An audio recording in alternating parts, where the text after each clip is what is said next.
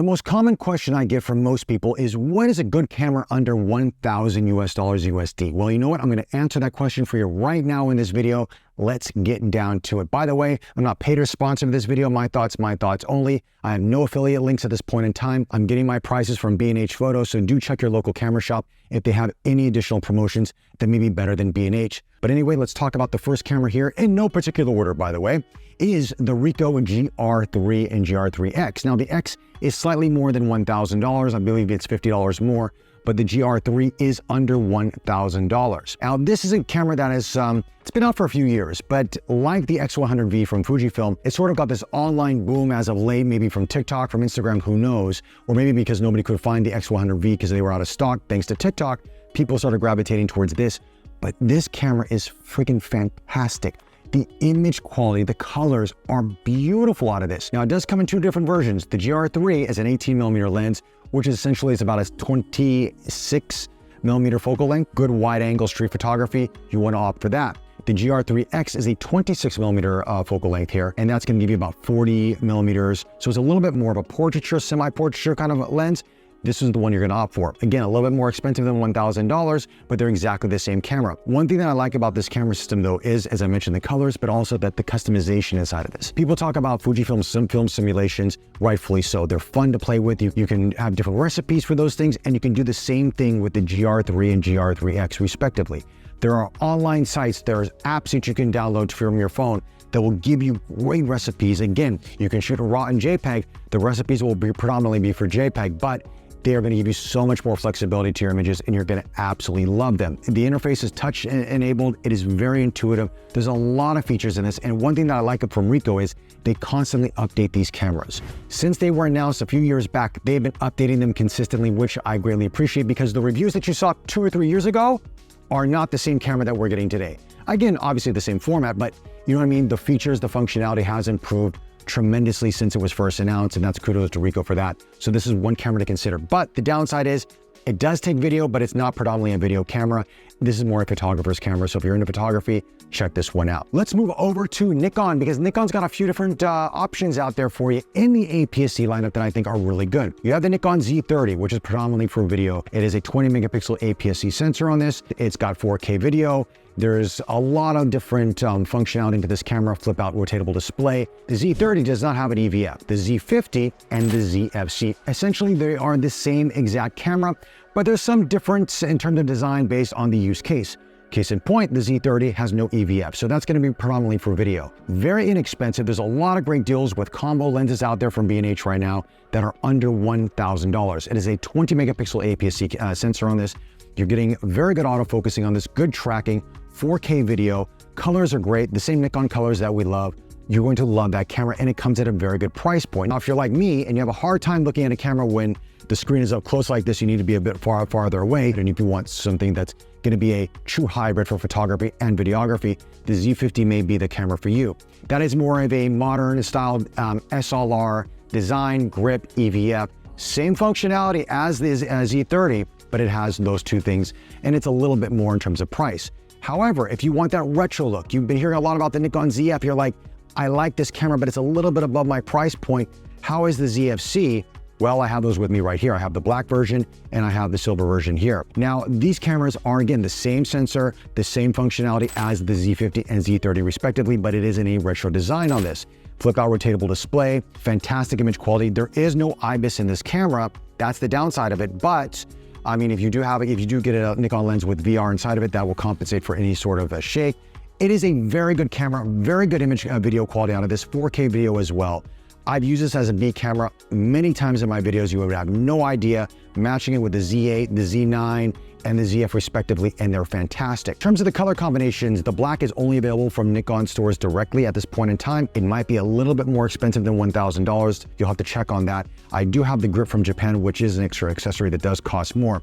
The silver one is the one that's going to be on promotion right now from a lot of the shops out there. Again, I like this camera a lot. Does it have the same solid build quality as the ZF? Not necessarily, but it's good. The EVF on this is great. The lens selection is also fantastic. Now, you have an option for the kit zoom lens, which is a decent lens. The variable aperture is not something that I like personally. I like more of a consistent aperture, But if you want to spend a little bit more money, and I'm just talking just a hair over $1,000, depending on your store, again, it could be under $1,000, check out the 28mm f2.8 SE lens. They're calling it the special edition lens because it has sort of that AIS design element to it. You've seen this lens on various different videos here. It feels a bit plasticky in terms of the build quality, but the optics out of this are beautiful, sharp. Don't look at the number of 20 megapixels on this, because when you show images from this camera, people will have no idea. It looks like 24 to 30 megapixels. The optics from Nikon combined with the camera system and the color science and the flexibility into it make it a very good option for a lot of people out there, especially for the price point. Let's move on to Canon now. Now, Canon, they released a lot of inexpensive cameras over the past year or thereabouts. Now, I tried the Canon R50, and I'll put a link to that video. I did it with Geek Culture a few months back, and I really like that camera for the price point. This is an APS-C camera, 24 megapixels thereabouts, but you're getting that really good autofocusing, that tracking. You're getting all that you're getting in the more expensive cameras. You're getting it into the R50. Plus, there's some other attributes of this that make it really good, especially for video. It has this auto exposure function, so if you're sort of backlit, it will expose for your face. It will change the exposure to match you if you need that. Also, you have different film simulations, so if you want to take a photo, it'll take 4 different shots at the same time with different film simulations or whatever the creative profiles, whatever they call it, to give you a various different looks so you can, post it if you want to, relatively easy.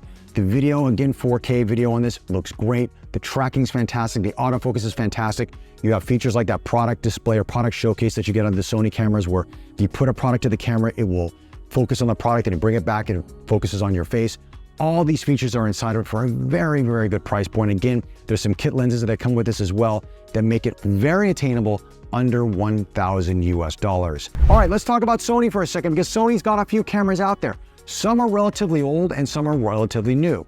Case in point, the old cameras are the A6400 and the A6600. These are their APS-C cameras. Now, these cameras have been out for a number of years, but they're really priced attractively right now, well under $1,000. Now, again, with lenses, you don't need to buy a Sony lens. You have offerings from Tamron, from Sigma, from various different Chinese manufacturers, Viltrox, et cetera, et cetera. The list goes on and on and on. You can get yourself a really good kit well under $1,000. That's going to be great for photography and great for video. You may not have that latest and greatest autofocusing system that they have in the Sony a7R5 and the relatively newer cameras, but I'll tell you what, still, Sony's system is fantastic.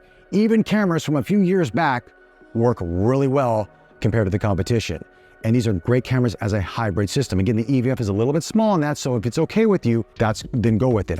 Personally for me this year, I tried the A6700, which is the newest of their APS-C cameras, and I loved that camera. The form factor, the image quality, the performance, it was great. The A6600 and the A6400 are relatively close to that, but at a fraction of the cost. Speaking of Sony now, let's say you want a street photographer's camera like the GR3 or GR3X, but you want to use it for video too. Is there an option from Sony? And yes, there is. It is the Sony ZV-1 II or Mark II, however you want to say it, tomatoes. Now, I tested this camera earlier this year when I went to Kyoto, Japan, and I had it with me with a bunch of other camera systems, and I was using this camera a lot for vlogging, for documenting, and I really enjoyed the improvements over the ZV-1. That camera was a good camera, but I felt the ZV-1 II has improved on some of those things. The lens is better. I feel that the image stabilization is better. The features for video are a lot better. You have cinematic mode. There's a lot of great features inside this. Plus for photography, it works really well. And you have a built-in ND filter inside of this camera. And this camera, as itself, comes in under $1,000 and a built-in mic as well. So if you want something for video and for photography, and you do want a smaller camera system, the ZV-1 II is a camera I would heavily consider and highly recommend. Now, it is a smaller camera, so if you're worried about camera shake, you're gonna get a little bit of camera shake. There is image stabilization inside of it, but it's not going to compensate for that. But you can use Sony's Catalyst Browse software online, and you can actually smoothen out that footage in no time flat, and it will look fantastic. Next, let's move on to Panasonic. Now, Panasonic, I don't deal with Micro Four Thirds too much, and I feel that it is a format that is slowly going to go away over time. I know some people are diehard fans of it. I respect you, but let's be fair. Most people are concentrating on APS-C and full frame now, and some medium format. Micro Four Thirds, I feel, will probably phase out in the next couple of years. Having said that though, there are some offerings from Panasonic that are worth looking at in terms of the full frame. It's an older camera, but it's the Panasonic S5. There's a lot of great promotions right now on these camera systems. And now there is a newer version, the S5 II and S5 IIX respectively, with phase detect autofocus, better video features. But the S5 is a fantastic camera system. As a matter of fact, if you look spec for spec, it's equivalent to the Leica SL2S, and that's much more expensive than the S5, of course. Build quality, et cetera, is a little bit different, but the S5 is a really good camera for video and for photography. Now, the downside about this camera is contrast based only for the autofocusing, which some people absolutely hate. If you're just taking photos of still subjects or landscapes or urban architecture or things that aren't fast moving, you're gonna be fine. There's no issues with it whatsoever. However, if you're gonna be doing sports and wildlife, you may have a little bit of a problem with the autofocusing system. I have done it with the S1R, the SL2, SL2S respectively, but it takes a little bit more work in understanding the camera system. But it is a great camera with so many features, far above and beyond the competition at a price point that is very attractive. Now, this $1,000 price point is without lens. However, there are offerings from Panasonic that are inexpensive. You never know with your local camera shop, they may offer you a deal. And also from Sigma as well, who is a L-Mount Alliance partner, who's gonna offer you some really good lenses at a fraction of the cost. So there is something there for you around that $1,000 range, but that's just sort of an offering from Panasonic that I think is a really good price right now. I saw in B&H, I'm like, wow, under $1,000 for this camera. That's really, really good. Okay, next, what do we got from Fujifilm? Fujifilm, I'm a little bit disheartened with Fujifilm on this because there's only a couple cameras that I found under $1,000 that are relatively older cameras by a few years old, and they're really good cameras, but I felt that there should be more in this price range from Fujifilm. But nonetheless, let's talk about them right now. You have the XS10 and the XT32. Now, the XT32 is relatively the same as the XS10, but slightly better features in terms of ISO performance and for photography's sake out there, and that's why I would probably recommend it. Again, these cameras are almost neck and neck in terms of specs. It's just some variable differences out there. Really good camera system. You're just getting that same image quality that you're even getting out of some of the newer Fujifilm cameras at a fraction of the cost. Again, if you don't need the latest and greatest in terms of the autofocusing, tracking, subject detection with eyes on birds and all these different things, this camera is going to suit you very, very well. It does do eye detection, I should say, but it doesn't do like the new tracking that we're getting on the newer cameras. It doesn't have that, but it is a very, very good camera nonetheless. And I think for the price point, it's good. And also there are third-party options for Fujifilm from a lot of different manufacturers. TT Artisans, Viltrox, Sigma, Tamron. There's a lot of lenses out there, so you can get into a system if you want with other lenses at a fraction of the cost of Fujifilm's. But they do have a system out there right now that I believe is under $1,000, which is worth considering. If you say, look, I just want a fun camera to use under $1,000, I want a Leica, what camera can I get? Well, for a newer camera, that's the Leica SO4 II. I talked about this recently in a video that I did, and it was one of my favorite Leica cameras to use. It's so much fun. It is around 300 plus USD. Now, if you want the Fujifilm version, the Mini Evo, it is gonna be around 200 bucks thereabouts. These cameras are a lot of fun. They're digital cameras. You can save the images inside the camera. You can print out what you want. There's a lot of flexibility in these. Now, again, it's 5 megapixels, nothing to wow about, but in terms of the package, especially if you want something as a nice little gift, or you want something like, hey, look, I just want something fun, I don't want to spend too much money, take a look at the Leica SO4 II or the Fujifilm Mini Evo. I think you're gonna be very, very happy with that. Now, in terms of fun cameras, one more to talk about. Now, it's not necessarily a camera for photos and video, but it's a fun camera nonetheless that's gonna give you some really creative shots, and that is the Insta360 Go 3. I got this earlier this year because I wanted to get more into motovlogging and do some cool things with my road bike and motorcycle. I saw this on a number of videos and I absolutely love it. I think this is just a great camera system. You can go inside, it's magnetized, you can have various different attachments to it. You get up to like 2.5K video on this, which is good enough for social media. Vertical, landscape video, I mean, so many options from Insta360. And plus you've got this screen that's built into it as well. So you have this great option if you want to just have it connected this way or take it off. This is a really fun camera, guys. I've really enjoyed this. Again, I would opt for the higher storage capacity versus the lower storage capacity, especially if you're going to be shooting at higher quality video out there. But the image quality is really good out of this for what the price point is. And it's small, it's compact. They recently came out with a black version, which is more discreet, incognito.